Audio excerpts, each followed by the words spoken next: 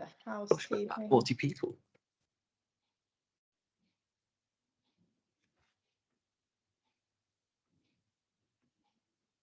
I think Katie's still on the lobby. But I hide the transcript because that's gonna.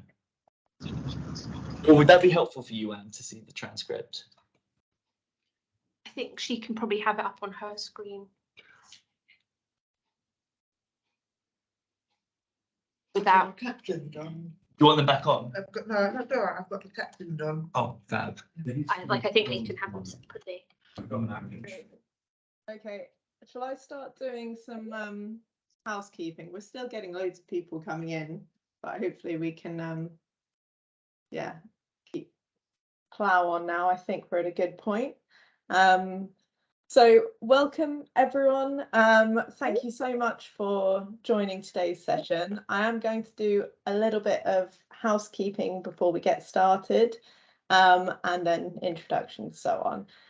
But firstly, we are recording today's session, but we will, when it gets to the point of doing Q&A, stop the recording because we want everyone to feel comfortable in asking questions that they want to ask, feel like it's quite an open, safe space. So Okay.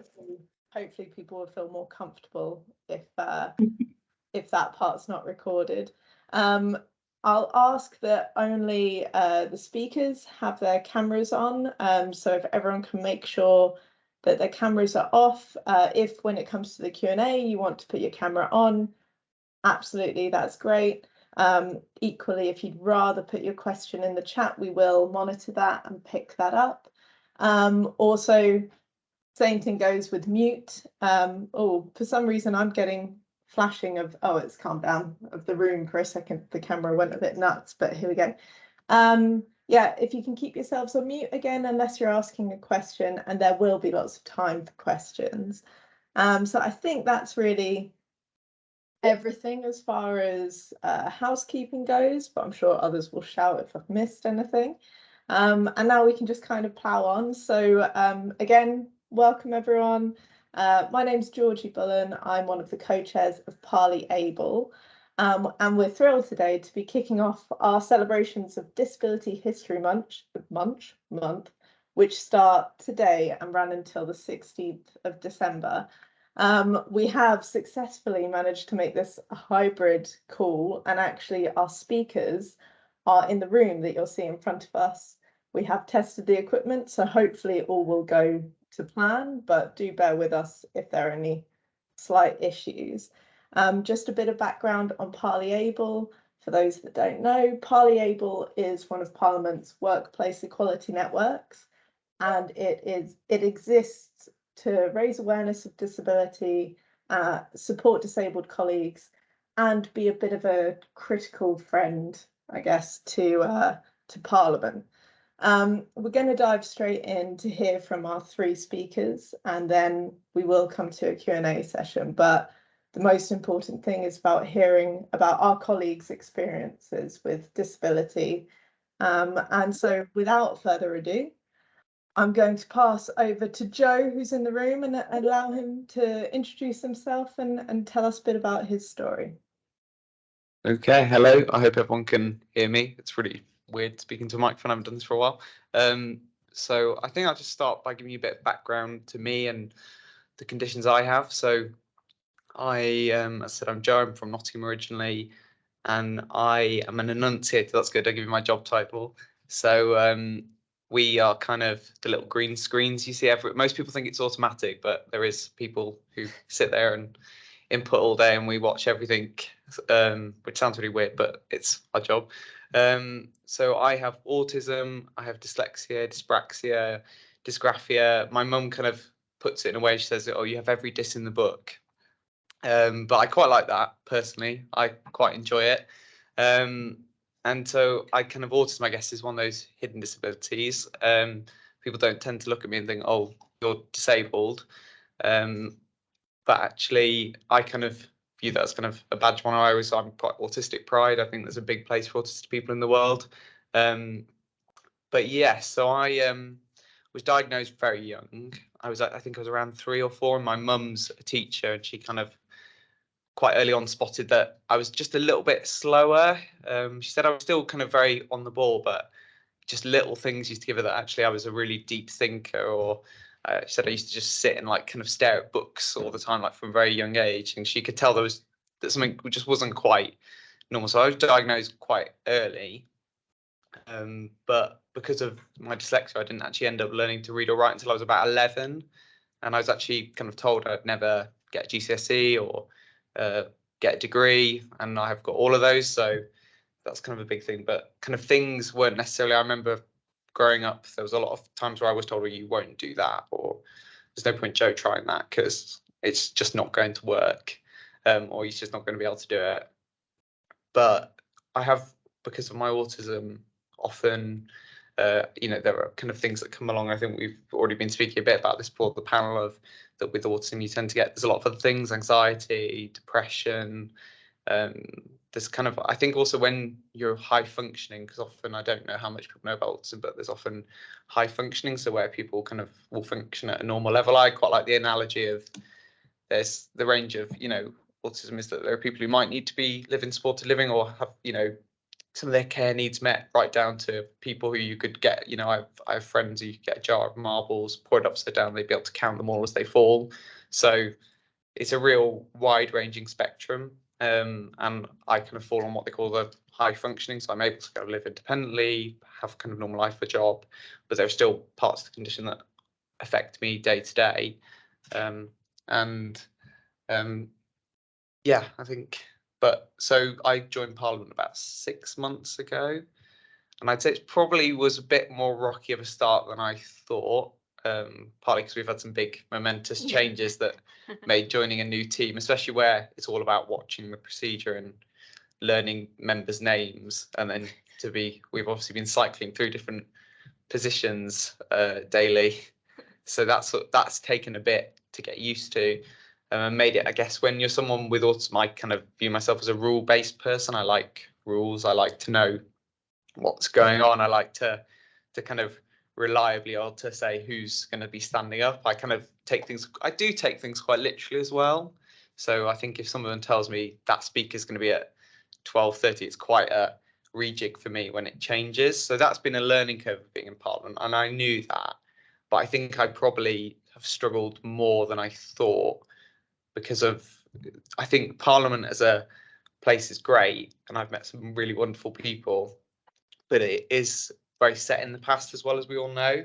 And I think when you're somebody who, like myself, I think an example would be, I think I've really struggled with knowing where I'm allowed to go, because I remember on my first day I was shown how to get to the committee corridor, and so that's kind of all I knew. And then I was very kind of promptly told off by a doorkeeper, you're not supposed to go that way, and I should have known better. And I kind of was thinking, I'm only my second week, I don't, and I think, but that for some people is a very short, brief thing that you can forget, whereas for me that harbours on, because I really don't like doing things wrong. And I actually kind of remember my first week going back to where my parents were like, I can't do this, and it's been a much more of a learning curve. And I think this is why things like this are so great. And I was really keen to get involved, because I feel I can build a bit of my community, whereas I haven't maybe previously felt I've had a community here in the 6 months I've been here. And so I think, I feel I'm rambling now, so I'll stop. Not rambling at all, Joe.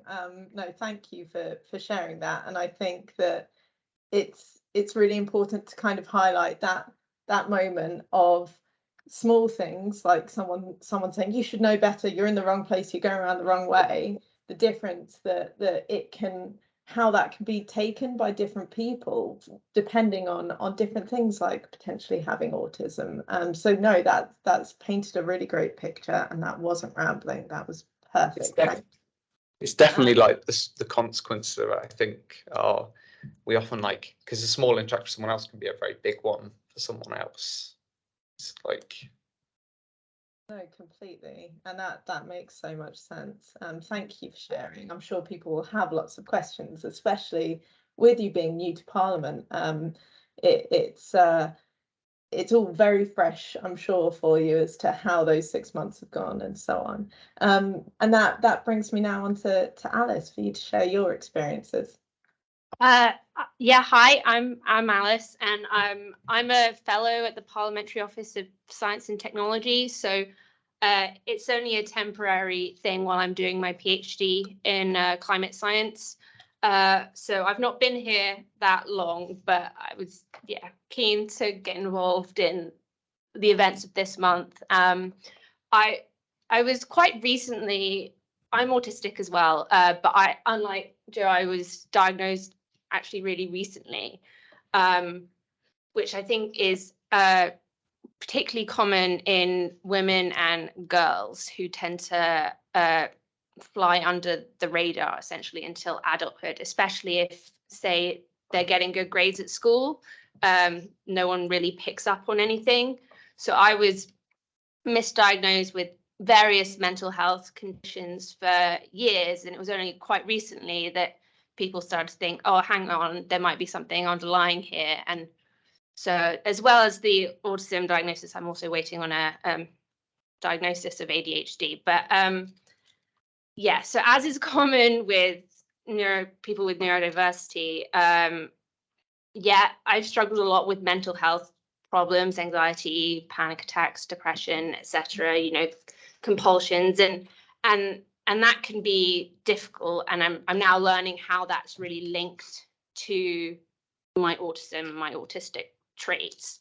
And I think autism presents really differently in different people. Like there is a stereotype, and that's actually a really narrow sector of the people who have autism.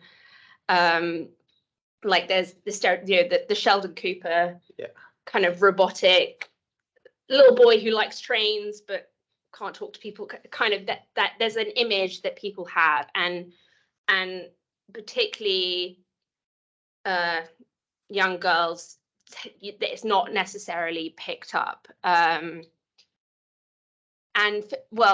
for me, I developed kind of a very good skill at masking my autistic traits to the extent that I can do it almost unconsciously when I need to. And I've learned the social cues, the social rules, the when to make eye contact, etc. So I can pass for normal when I need to. But the thing with masking is that it's actually really draining and exhausting. So it can take a lot to psych up for a social interaction or a meeting or something like this, and it can take longer to recover than it might do for some normal people. And that's been a little bit challenging where I'm at a post, because I'm writing a briefing, and as part of that, I've had to interview a lot of experts, academics, people from industry, etc.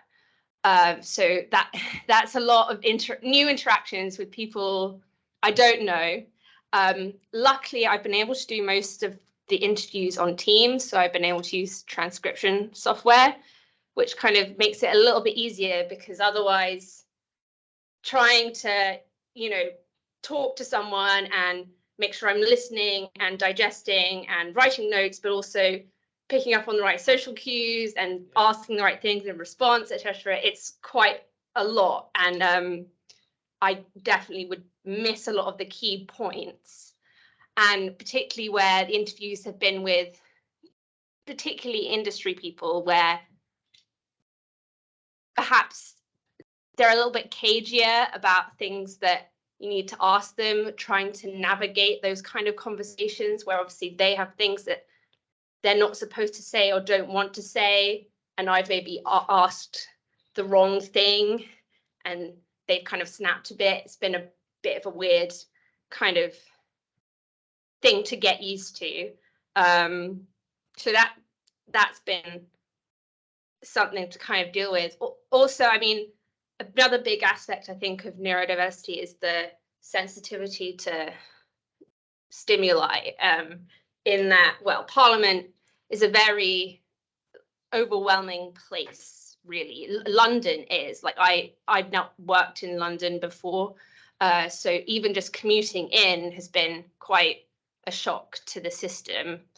And Parliament itself, it's very fast paced, it's busy, there's a lot of people, there are a lot of quick deadlines, and well, when I started, I came into the office every day because I kind of wanted to get the full experience, and within a week I'd completely burnt myself out, triggered like an absolutely awful migraine, was in bed the whole weekend, not able to do anything because just the noises, the lights, the people, just putting on that performance of being on the whole time, all day, every day, is just really draining. And I think it's so easy to get burnt out, particularly if you have any sort of difficulty, not just autism or anything. And so,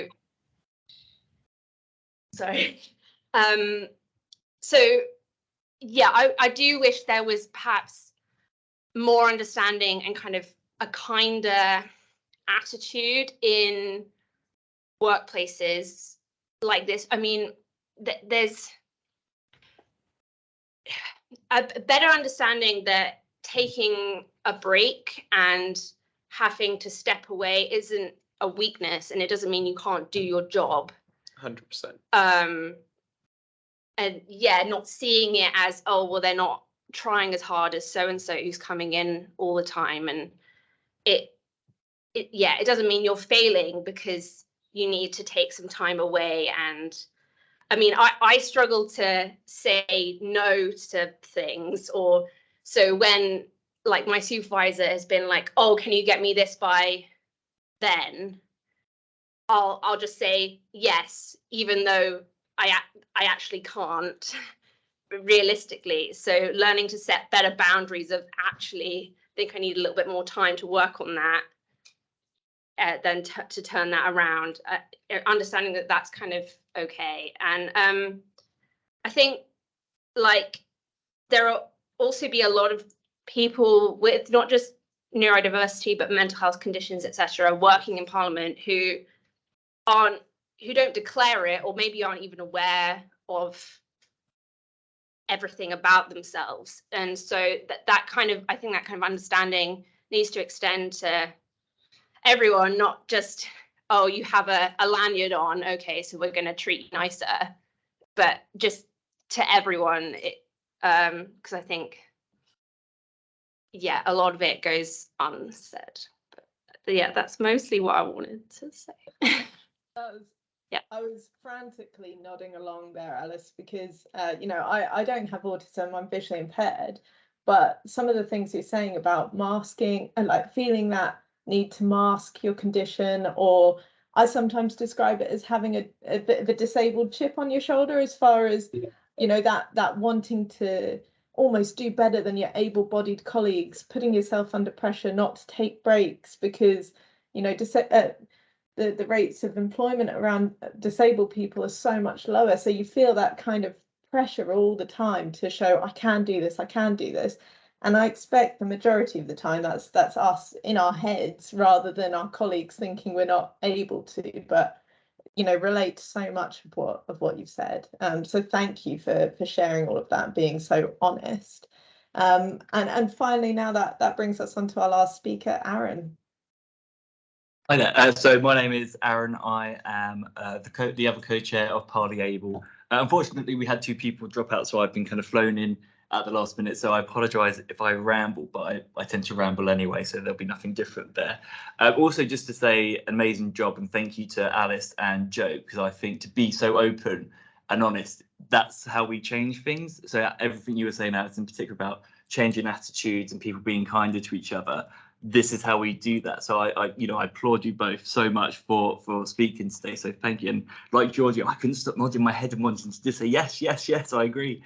As my name's Aaron, I am a change analyst in the business improvement and change team in the House of Lords. I actually worked here between 2012 and 2017 as a fast stream clerk. But because of one of the disabilities I now have acquired, I actually ended up leaving and moving to Cardiff to work in the Ministry of Justice. But then because I got very ill a couple of times, I ended up moving back and returned to the House of Lords last August. but kind of where it all started for me, I suppose, is unlike the typical kind of stereotype that ADHD people have, I was the boffin at school. I was the teacher's pet. I was the bum licker. I was, always wanting the best grades, always, and it was actually at university. I think it was around my third year. 2010 was a bad year for me. So I was diagnosed with adult ADHD, Erlen syndrome, which is like an eyesight thing. So things on kind of like white background or white paper. It's almost, it's a bit like dyslexia. Like the words kind of vibrate and want to move, but I can see that. But it's almost like if you were to blink, you'd see firework kind of outlines of the words. It just makes it a bit more difficult to read. And I found out I have apparently had a 40% hearing loss for my entire life, but I only found this out because my parents kept screaming at me for the TV being too loud and me going, what? So you can imagine combining ADHD, a lack of attention, and a hearing loss is quite an interesting combination, especially when you've got an annoying older sister. And funny enough, you were saying your mum said that you've got the diss of everything. My sister started calling me dumb, deaf and blind, which I actually found quite amusing, but it's one of those things that only certain people can get away with saying. And then in 2017, I was diagnosed with type 1 diabetes, which, just to clarify, it's not something I gave myself. It's not because of all the fizzy. It's type 1 is genetic. I could have been the healthiest person in the world. I wasn't. But, I would just still apparently got it. If it's type 1, I think Theresa May's another type 1. I think they called it late onset. And we think what triggered it for me, because they don't know what causes it, but they know there's about 60 to 70 viruses that can trigger the gene. One of them is shingles, which is the remnant of the chickenpox virus. So I had shingles in October of 2016, and then by 2017, it's so the way they discovered it is your blood sugar levels are supposed to be between 4 and 7. When I eventually got taken into hospital, they found my blood levels were 46. Which means I could have gone into, I was in what they called hyperglycemia, and that there was a risk that I would develop ketones, which is basically your body starts, because all the sugar is staying in your bloodstream, it's not going into your body. Your body releases ketones, and you start eating away at yourself. And that's called DKA, diabetic ketoacidosis. So I hadn't reached that level yet, but they were scared that I was going to. And that would have sent you into a coma. I found the whole thing quite hilarious at the time. I had no idea what was going on. I was in a hospital overnight, just kind of not really understanding what was going on. And then the next day, some lady turns up and starts talking to me about insulin and needles and, for the rest of your life type of thing, which was a bit sad. I then realized it was really impacting my work, because when you've got kind of untreated diabetes, it really affects your mood, your physical ability to do things, your cognitive functions. And I'd been doing really well at work, but then I kind of was going downhill between October and May. I actually got it about 4 or 5 days before my 28th birthday, which was a lovely treat. So that was crap. And then because I couldn't keep doing the work I was doing, because as a fast-stream clerk, I was having to do lots of late nights or really intense work, and I just couldn't do it anymore, and it was just too much physically and mentally. So quite impulsively, which is where the ADHD kicked in, I visited Cardiff one weekend, decided I loved it, and moved there. I then got a job for the Ministry of Justice, working on prison security and reform. But then what I didn't realise was that the depression that the diabetes caused followed me. I thought I was escaping it, but it followed me, and I just was not looking after myself. I wasn't taking my insulin. I went into DKA. So I remember my boss rang me one day, and I just hadn't, and I just wanted to sleep, and basically they ended up having to call an ambulance, because I lived alone in Cardiff, so that was also dangerous. And yeah, so I was saved. It was fine. I then also had a liver infection, periorbital cellulitis on my left face, kind of swelled shut. Yeah, just a headache. No, it wasn't. It was something much worse. But then because I hadn't looked after myself, I developed something called painful diabetic neuropathy, which is where basically the nerves, it starts mostly in your feet, just kind of die. Like everything just starts to stop working. And that's why you think it's strange when people talk about diabetics in their feet and you have to have like annual checkups. But this is because it really badly affects your feet if it's untreated. So basically, the way I describe it is it feels like I'm walking through snow barefoot 24/7. I have 3 pairs of socks on today because and my toes are still feeling like they're frozen. It was just, it's really hard to describe the pain and just that kind of, there were days when I was dragging myself from my bed to the toilet because I couldn't walk on my feet because it just hurt so much. Then I ended up, I feel like I cut myself or something. If any of you see me up in real life, you'll see I've got kind of these scars on my arms. Basically, I got cellulitis, which because I just wasn't looking after myself, I was depressed, that turned into sepsis. But cellulitis kind of spreads really far as well, like if you don't look after it properly. So the first sepsis was in my right arm in the upper level, and I think they just about caught me. I think they called it golden hour, which meant if it had been any longer, that I probably wouldn't be here. But thankfully, I managed to reach my phone. My mum called the ambulance, and this was all during COVID as well. So the first incident was July 2020, and I just remember it felt like when you have sepsis, you kind of hallucinate. And I'm becoming a really big supporter of the UK Sepsis Trust and wanting people to ask the question, could it be sepsis? Because it can kill you. And you kind of hallucinate. I remember saying to my sister, please don't let mum pull all my teeth out. I'm not quite sure why I thought my mum was going to pull all my teeth out, but that's kind of what I was hallucinating. And I just kind of remember being on this slab or this table, kind of in an isolated room, just screaming because I really wanted a pillow. I just really wanted a pillow for my head. But yeah, so 2 weeks of antibiotics, sorted. I then managed to get sepsis again, but this time in my leg in December 2020 or November 2020. And basically at that point, my family was like, you kind of need to come back home.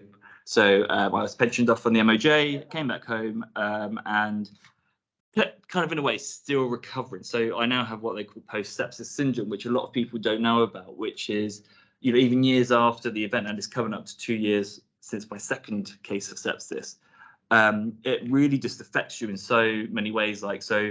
With my neuropathy as well, walking is really difficult, and it also then really affected my cognitive function. So for a while I just couldn't talk properly. I couldn't get words out. I would get really kind of stuck, kind of like just then. And I would see things like the worst thing was I called it the presence. So with sepsis, you get this overwhelming sensation that you're going to die. Like you can almost kind of feel it. For me, that expressed itself in I would see this kind of dark figure appear, and everything would kind of go quiet. I don't know if any of you've seen Paranormal Activity, but when all the kind of music goes down, I'd be sat alone and I'd know it's coming, and I could see something out the corner of my eye, and I'd try to look at it, but it would move. And I think the worst occasion was when I felt something lick the back of my neck and then said, I'm here. And I remember just screaming the fact that because I was so terrified. It doesn't happen anymore, and since I've recovered, but there are still occasions where I think I'm seeing something. It really leaves a mark. But I was really pleased to have the opportunity to come back to the House of Lords last August, and that's made a huge inroads in terms of where you work and being happy, and the people that you work with makes a really big difference to how you feel. And I've been really lucky that the House of Lords. I mean, when I was first in Parliament, I think that they struggled with accepting people who were maybe a bit different. ADHD and autism, I think, fall on the same spectrum, but just kind of complete opposite ends. And it's interesting because a lot of what you were both describing, I was like, my God, that's me. So, for example, I think it's called rejection sensitivity disorder, where people with ADHD or autism, if someone's across of you, or say you split up with a partner, you feel it extra more, you have this need to please. And I always sound like Monica from Friends, I can't bear the thought of someone not liking me or being cross at me. So if someone tells you off, you just dwell on it, and anyone else is sorry. And it can throw the whole day, week. Absolutely, it can linger, and you think it over and you stress about it, and then you might try and say to that person, and they'll just be like, oh, I didn't even thought twice about it. And I remember when I was here, one of a senior colleague said to me, but don't you feel quite straitjacketed? Because as a clerk, I'm probably not what you would imagine as your typical clerk, although things have come a long way since then. But it was interesting, the question being asked, do you not feel straitjacketed? And yes, I did, because I just like to do things differently, or maybe I think someone once said I'm like Tigger from Winnie the Pooh, that I'm annoying as hell, but you like me anyway, I hope. So I'm kind of really waffling now, but kind of come back to where I am now. Luckily, in the House of Lords, we've got the inclusion passport, just kind of pumping out some of that IND stuff there. We've got an inclusion passport, or in the House of Commons, there's the workplace adjustment caseworker Jenny Honeysett. So you can talk to people in either House and PDS as well. If there are certain reasonable adjustments that need to be made, and I've been really lucky that all my managers since coming back, and before they were good, but they've been really, do you have what you need? Okay, how is this impact? They're not afraid to ask me, well, what do you need? And that's the biggest thing I think to take away is please don't be afraid to ask. It's all about respect and respecting each other. And my biggest thing is, I always say, I'm always happy to talk about my disabilities or help educate if it just helps people learn. But as long as it's done in kind of like a respectful way. The thing I hate the most is when people say, oh, you've got ADHD. Oh, I must have that too. And it's like, no, sometimes you're just rude. Like, there's a difference between maybe having... Yeah, there's a difference between your manager saying, oh, can I just have a chat? And then go, look, what can I do to support you? Or putting in the group chat, does this work for you? I know you have additional needs. That's a kind of different level. That makes you feel like you're kind of the odd one out. And that you're being... colleagues, that's something I'd say no. But then going, actually, just want to come and have a chat. And I'll then happily talk to anybody. It's like you said, it's that sensitivity, isn't it? Exactly. I think it's relating it to oneself, as if you were a bit unwell and you had like an infection, you might not want to tell everybody. It's about, you'd rather talk to your manager in private. And I think there's some, Exactly, and it's all about, I think it's on, everyone has a role to play in terms of people with disabilities. I would encourage, if you feel comfortable enough, to disclose and speak to your manager, because then you might find that you can get the help and support that you need. And because they say if you don't ask, you don't get. And actually, I say Parliament's become a long way in being supportive in that sense. And then as managers, I think sometimes you just have to bite the bullet and say, what can I do to help? Like, you're not gonna, they might be a bit sensitive about it. So again, it's all about the way you approach it, but that will help them feel comfortable coming forward and saying, actually, yes, I could use help with this, please. And, I would get really frustrated and worked up, because with the physical health side of things, that then can also impact your mental health, which then it kind of all becomes this horrible cycle of, you feel bad, you feel stressed about work, that then causes more, and it just kind of goes on and on and on. And sometimes, as Alice, you completely nailed it on the head when you said, just because you need like a break or to walk away does not make you weak. If anything, you're being so strong by masking all this time and trying to just get on and do things. Because that's what you want, really, is just to be able to get on and live your life. You don't want special treatment. But sometimes you do have to say, look, I'm struggling, and I think that takes a lot to actually admit that you're struggling. I think that takes a lot of effort. I think I've waffled on for quite long enough now. So I think I'm going to stop, because obviously people might want to ask questions and such. But thank you. Thank you, Aaron. I've known you for a while now, and obviously we work very closely together. But hearing some, like, when you talk about having sepsis and everything like that, and you hadn't previously, I hadn't heard you talk about that kind of dark figure, but it's just, it never kind of, the effect and the kind of seeing it through your eyes and everything like how you've described is always really powerful. We have had some questions submitted in advance of the meeting, so I'm going to come to those first and then go to the chat. Also, just to say that Anne, who is sat next to Aaron, had kindly offered, because we'd had some people drop out of the panel, to be part of sharing her experience, but we said that depending on timing. So I will also invite Anne to answer some of the questions, and Anne doesn't mind me sharing that she's deaf. So I am going to turn off the recording as well, so that people can see the questions. Turn off the recording. And while you're doing that, I'll start reading the first question that was submitted